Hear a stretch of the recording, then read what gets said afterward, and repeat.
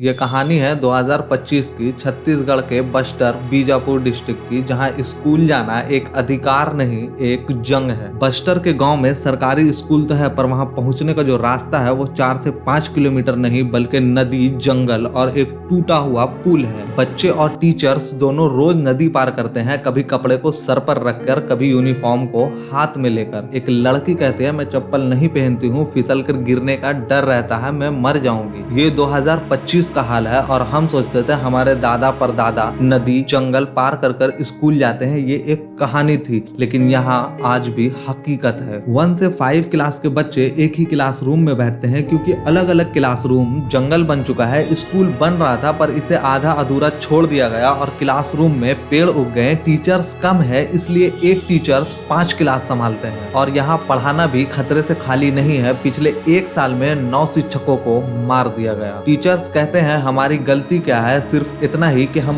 बच्चों को पढ़ाते हैं। इंडिया में जो सरकारी स्कूल में बच्चों को खाना मिलता है, उस रूल के हिसाब से प्राइमरी बच्चों को 450 कैलोरीज और 12 ग्राम प्रोटीन मिलना चाहिए, पर यहाँ प्लेट में होता है चावल, पतली दाल या सिर्फ आलू की सब्जी। मसाले के नाम पर सिर्फ यहाँ नमक, मिर्च और हल्दी ही रह गया है। यहाँ रसोई में गैस नहीं चूल्हा है और उस चूल्हे से निकलता हुआ धुआं क्लासरूम तक पहुँचता है। आटा की सप्लाई यहाँ 3-3 महीने डिले होती है, इसलिए कभी रोटी बनती है, कभी सिर्फ इंतजार। लेकिन एक सवाल हमेशा उठता है, ये सब चीजें ठीक क्यों नहीं होती? क्योंकि ये एरिया कॉन्फ्लिक्ट जोन है। यहाँ रोड, ट्रांसपोर्ट, टीचर, डॉक्टर, यहाँ तक के गैस के पाइपलाइन धीरे पहुंचते हैं। नजर पहुंचती ही देर से है और जब तक नजर पहुंचती है बच्चे बड़े हो जाते हैं। बस्तर में स्कूल छोड़ने का सबसे बड़ा रीजन पढ़ाई नहीं है बल्कि रास्ता है। एजुकेशन इन लोगों के लिए ड्रीम नहीं, एक सर्वाइवल है।